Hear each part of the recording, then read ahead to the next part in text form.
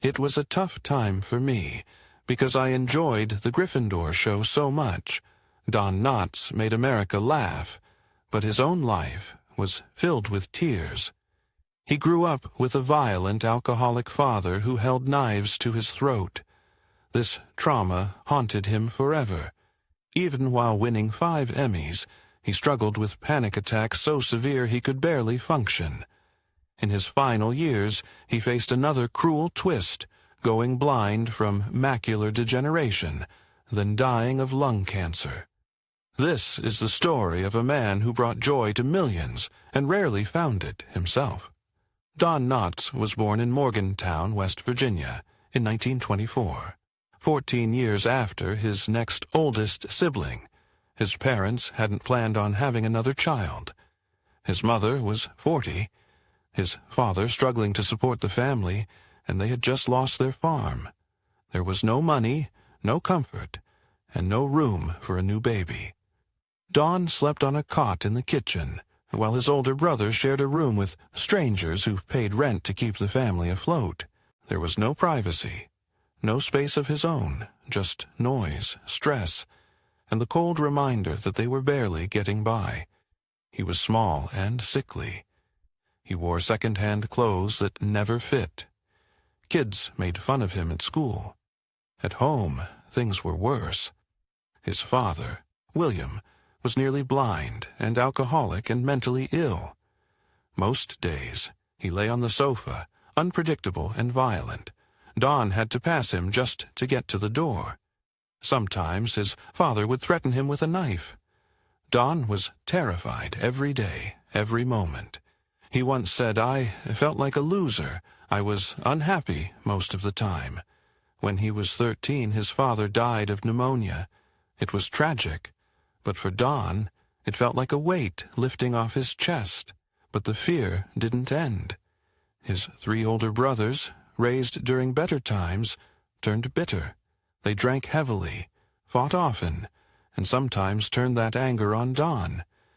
They saw him as weak and useless. One brother, Shadow, was different. He joked, he teased, he brought a tiny bit of light into Don's dark world. When Shadow died from an asthma attack, Don lost the only family member who had ever made him laugh. With no one to lean on, Don turned inward. He created imaginary friends. He made up stories in his head. That's how he coped. Then he found ventriloquism. He built a dummy named Danny and started performing at churches, schools, and community events. He was only 15. It wasn't just for fun. It was an escape. It was the first time people clapped for him. Not for his brothers, not for the dummy. For him. He tried his luck in New York, but failed. So he returned home and joined West Virginia University. Then came World War II. In 1943, at 19, he was drafted. People thought he was a Marine drill instructor. That was a myth. Don wasn't made for combat. He was too skinny, too nervous. The Army placed him in the 6,117th Special Services Battalion, where his job was to entertain the troops. While overseas, Don performed in a military variety show called Stars and Gripes. He traveled from island to island, helping keep up morale. At first, he used his dummy, Danny Hooch, Matador.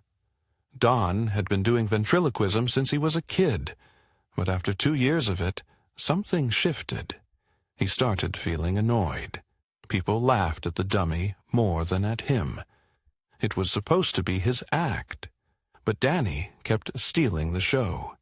His fellow performer, Al Checo, could see it too.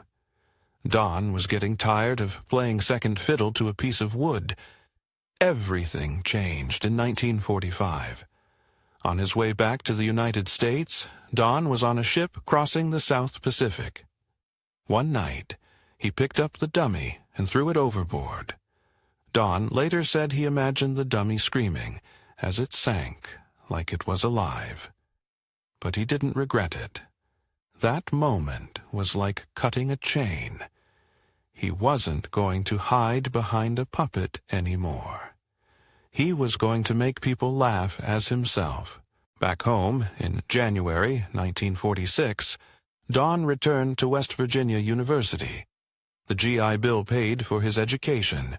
He studied theater, acted in campus plays, and started sharpening the nervous, jittery character that would become his signature. This time, it was all him. No dummy, just Don Knotts. People started to notice. While studying, he met a woman named Catherine Metz. She was calm and thoughtful, very different from him. She was also engaged to someone else. But Don didn't back off. He chased her, and somehow it worked. By 1948, they were married. That same year, Don finished his degree in theater.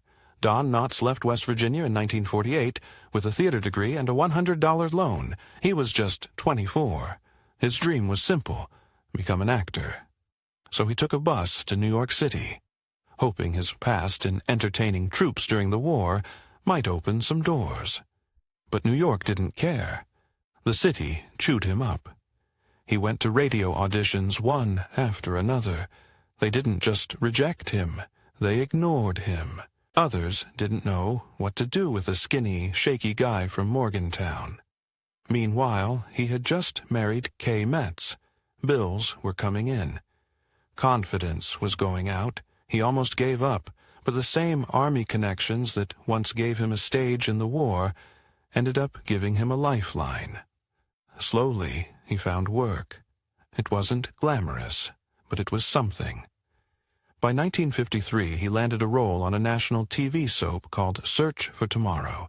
That changed everything. He played Wilbur Peterson, not a funny guy, a traumatized, neurotic character who couldn't even speak to anyone except his sister. Don had to dig deep into his own past, growing up poor with a mentally ill father, to bring Wilbur to life. It was heavy, but he didn't back down. He showed up for around 500 episodes in 2 years. No matter how exhausted or anxious he felt, he kept going. That role made casting directors take him seriously. It also led him to Broadway in No Time for Sardent. And that's where he met Andy Griffith. Around the same time, in 1954, he also landed a small role on Howdy Doody, a kids' show seen by millions. That's where something clicked. He played a twitchy character named Tim Tremble. That anxious, over-the-top energy made kids laugh, and adults noticed. What started as a silly children's role turned into a test run for what would later make him a household name. He didn't just play nervous, he lived it, but he made it funny. Behind the camera, things weren't easy. Don had serious health anxiety. He believed he was sick all the time, even when doctors said he wasn't. He'd wake up convinced he had something terminal.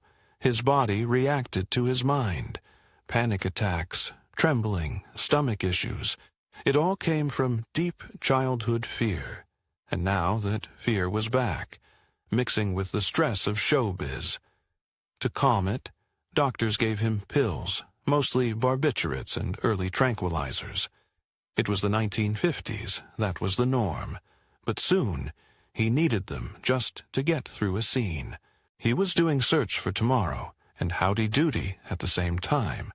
Audiences laughed, but he was crumbling inside. Some days, he forgot lines. Some days, he didn't seem like himself. Doctors noticed, but they worked around it.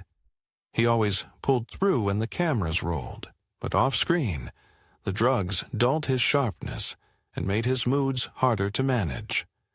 Don Knotts was just another struggling actor until 1956, when everything changed. He joined The Steve Allen Show, and that's where his odd little character, the nervous, fidgety man, caught fire.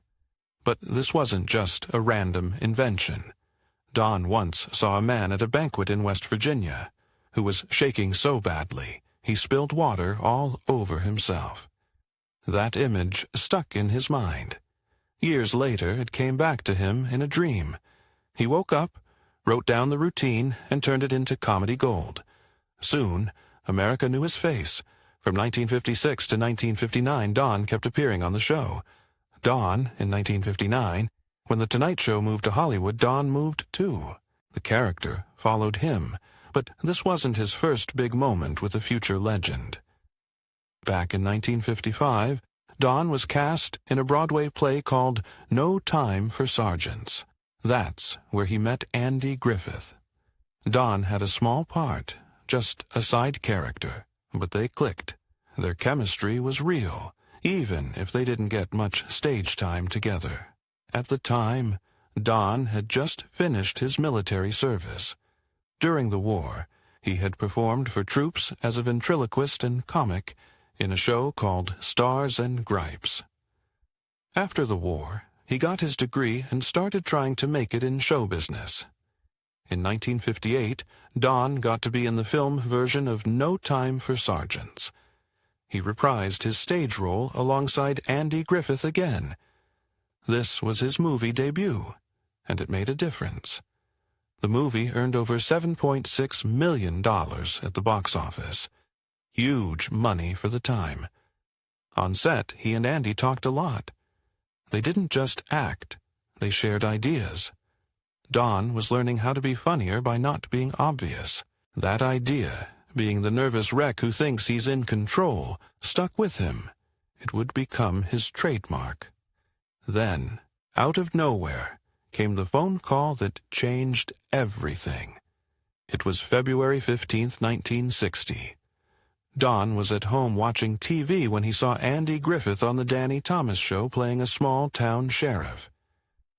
That was the pilot for what would become the Andy Griffith Show. Don picked up the phone and called Andy right away. They hadn't talked in nearly 3 years.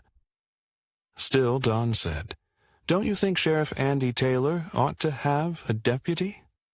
No agent, no audition, just a cold call and a crazy idea. But Andy loved it. He set up a meeting with producer Sheldon Leonard. At the same time, Don's gig with Steve Allen was coming to an end. Perfect timing. Within weeks, Don had the job. Then came Barney Fife. People think Barney was just Don doing his nervous act again, but it wasn't that simple. Don made him a new person.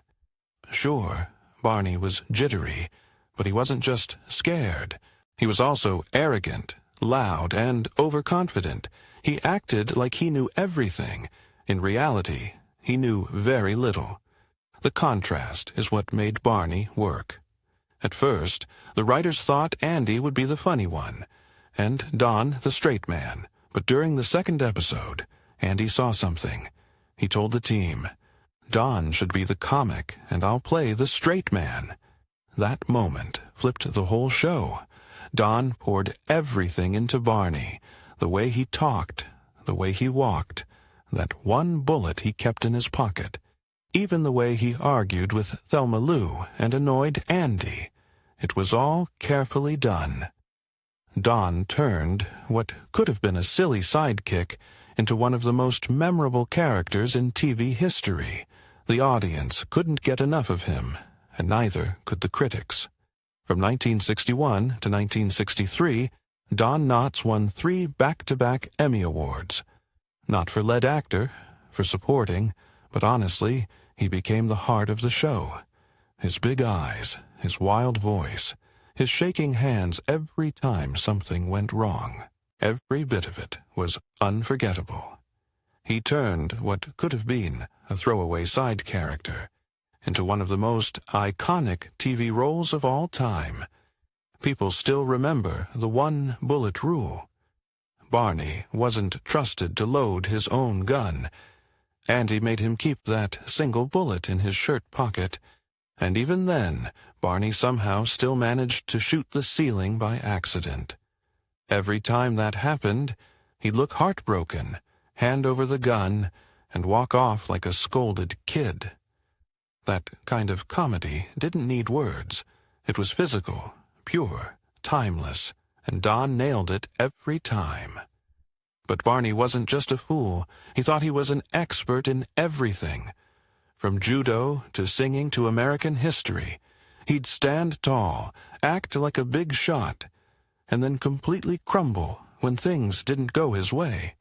His singing, a disaster when he tried too hard, but when he sang soft with Andy, just the two of them, it was oddly sweet. Don played all those highs and lows like a pro. Then came the shocker. In 1965, Don left, right at the peak. He thought the show would end after 5 seasons, because that's what Andy had told him. So Don took a movie deal with Universal. He signed for 5 films, but then suddenly Andy changed his mind. The show would go on. Don couldn't go back. He was already locked in, and that broke his heart. He didn't want to leave, but he had no choice. Barney's exit was written into the show. He moved to Raleigh. A promotion, a big city job, but fans felt the gap. Even though the series continued until 1968, many believed it was never the same without him. Then, in 1966, and again in 1967, Don came back for a few episodes, just as a guest, and his presence lit up the screen again. He walked back into Mayberry like he never left, and guess what? He won 2 more Emmys for those quick appearances. That brought his total to 5. 5 Emmys for one single role. No other supporting actor in a comedy has ever done that. Years later, in 1986, Don wore the badge one last time. Return to Mayberry brought the cast back together, older, slower, but still full of that same magic. When Barney Fife stepped back on screen, it was like no time had passed. In 1964, Don Knotts stepped away from being a sidekick on TV and became the star of a strange little movie called The Incredible Mr. Limpet. It was half cartoon, half live action. He played a quiet, fish-obsessed man who'd turned into a talking fish and ended up helping the Navy hunt down Nazi submarines. Sounds ridiculous, but it worked, sort of. The film didn't blow up at the box office, pulling in what would now be around $35.7 million, but it proved something important. Don Knotts could carry a movie all on his own. That same year, Don made a bold move. He thought the Andy Griffith Show was ending, so he signed a 5-picture deal with Universal Studios. But then the show didn't end, and Andy Griffith kept going without him. Don couldn't go back. He was locked into the movie deal. That decision turned out to be the start of something big. His first Universal movie, The Ghost and Mr. Chicken, came out in 1966 and made serious money.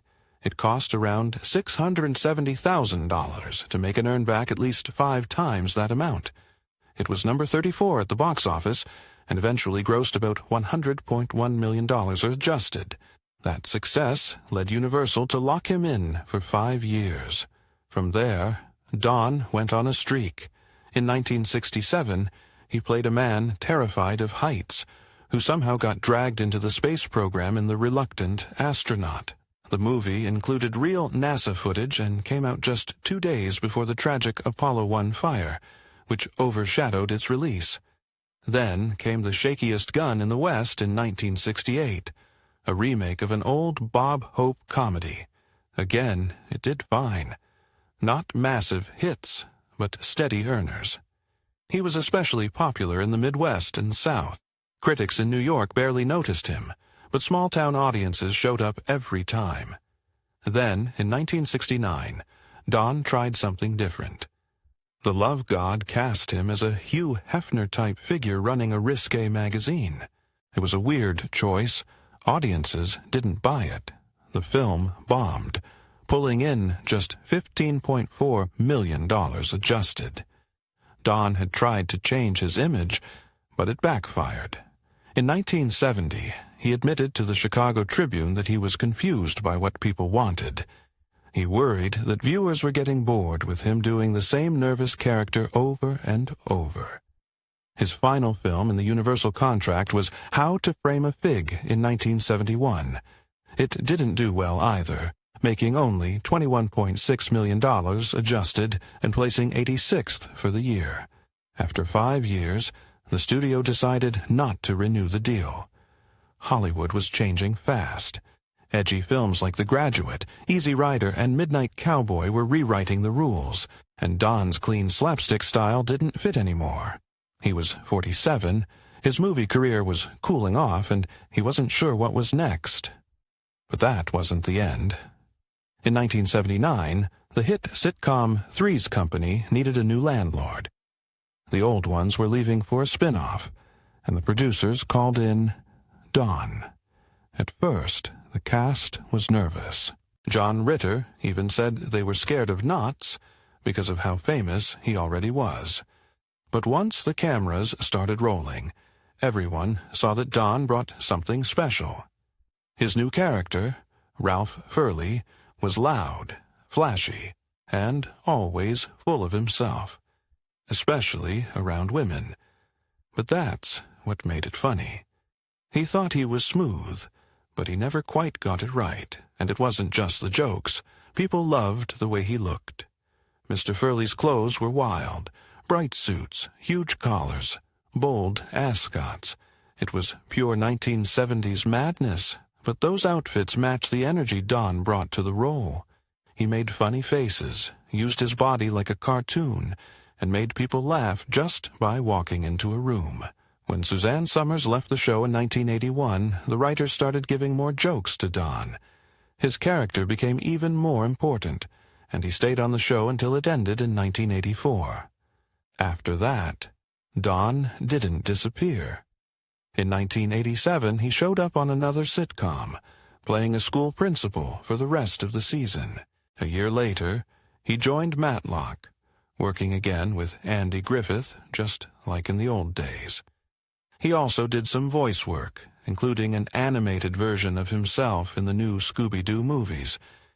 He even had his own short-lived variety show in 1970. And if you watched TV back then, you might have caught him guest starring on other popular shows like Here's Lucy or The Bill Cosby Show. But behind the comedy was a very different story. Don's childhood was dark. His father, Jesse, had serious mental health problems and was known to drink heavily. There were times when he would grab a knife and press it against young Don's neck, yelling that he would kill him. It wasn't just once. His mother later reminded Don about it when he was an adult, asking, "Do you remember when you were in diapers and your father held a knife to your throat?" Jesse was eventually sent to a mental hospital twice. He died when Don was just 13, and only then did Don start to feel free. That's when he began opening up, trying to be funny, and building the personality that would one day make him famous. Still, the scars stayed. Don's daughter, Karen, said he had many moods. He battled depression for years. He could get trapped in his own thoughts and couldn't pull himself out. Even when he was successful, he often didn't feel good enough. He told a reporter once, "I felt like a loser. I was unhappy most of the time. We were poor, and I hated my size." Even though he had made it, those feelings never really went away. His brother-in-law said Don always felt like he wasn't good enough. Even while fans loved him, the fame, the awards, the laughs, none of it could completely quiet the pain he carried from his childhood. The fear, the sadness, and the self-doubt were always there, just hidden behind the smile. Don Knotts was flying high in 1979. He had just joined the hit sitcom Three's Company, bringing laughs to millions, as the quirky landlord Ralph Furley. But behind the scenes, everything changed when he got terrible news. He was going blind. At just 57 years old, Don was diagnosed with macular degeneration. He couldn't read scripts properly. He struggled to recognize faces. Even driving became dangerous. For a man whose wide-eyed expressions had made him famous, this wasn't just a health issue. It was a nightmare. At first, he kept quiet, but inside he was falling apart. He became withdrawn, depressed, and moody. His wife, Laura Lee, said he became obsessed with doing everything he could before losing his sight for good. He wasn't the same man anymore. When his daughter Karen noticed how fragile he'd become, she said his moods would swing so fast that people around him didn't know what to expect. He stayed in bed for days, overwhelmed by fear and dark thoughts. On set, he'd panic before scenes, and sometimes locked himself in his dressing room. His vision problems made his anxiety even worse, and he'd always struggled with that since he was a child. Then, out of nowhere, came a glimmer of hope. Around 1982, doctors offered him a new kind of eye surgery, something experimental and risky. Don took the chance, and it worked. His vision didn't return completely, but it improved enough that he could work again. He was relieved. He felt alive. For a while, he joked again. He smiled more. He even told the New York Times that a blind man would trade everything to see the way he still could. But the damage was already done. His marriage couldn't survive the chaos of those years. Lorelei, his second wife, had been patient, but between 1979 and 1983, she watched her husband change into someone unrecognizable. He was anxious all the time. He talked about his health constantly. She begged him to see a therapist, but he wouldn't. The tension kept building. Friends said the couple argued more, and finally, Laura Lee walked away. She filed for divorce, and that chapter of Don's life closed quietly. After the split, she disappeared from the spotlight and never spoke publicly about the pain she endured. Just when things seemed to settle, Don got hit again. This time in the early 2000s, he had lung cancer. The irony was brutal. He had quit smoking years earlier, but the damage had already been done. He didn't tell anyone at first, not even his kids. He was afraid that if word got out, he'd stop getting work, but the cancer was already in both lungs. Still, Don being Don found a way to laugh about it. When his doctor confirmed the diagnosis, Don cracked a joke. That was who he was. Even when dying, he wanted to make others smile. At 81 years old, when most actors had already stepped away from the spotlight, Don Knotts was still working. He voiced Mayor Turkey Lurkey in Disney's Chicken Little in 2005, his first Disney project in decades. What made this even more impressive was the fact that he was nearly blind by then. He had macular degeneration in both eyes, but kept going, and he didn't stop there. He made one last live-action appearance on that 70s show, playing a version of the goofy character he made famous on Three's Company. From the same time, he also voiced Wormy in the Hermie and Friends animated series, and recorded one final role as a dog named Sniffer in Air Buddies, which came out after he passed away. Even as his health faded, Don Knotts never stopped performing. His career had started way back in 1941, and somehow, even after 65 years, he was still making people smile. What made Don's final years even more touching was the presence of his oldest friend, Andy Griffith. The two met in 1955 while working on a Broadway show called No Time for Sergeants. They were just two Southern boys trying to break into show business. That one job turned into a lifetime bond.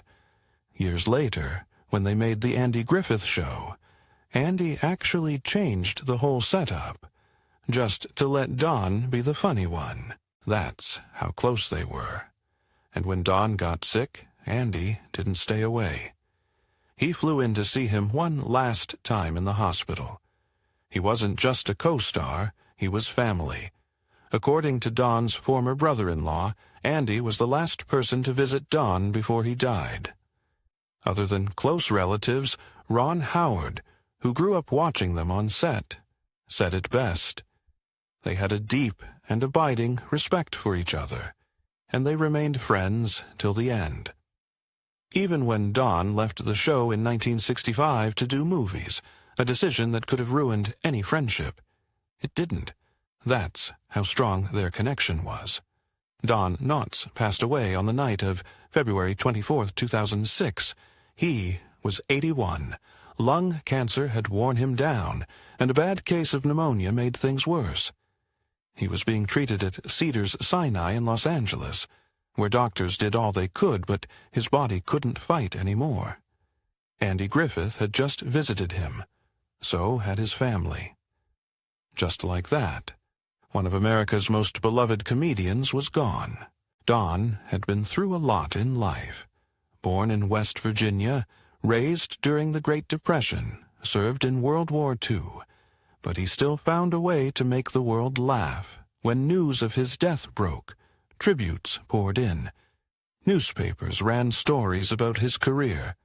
Hollywood stars shared memories. Fans remembered their favorite scenes. His funeral was private, but the emotion was deep. Andy Griffith gave a heartfelt eulogy that left everyone in tears.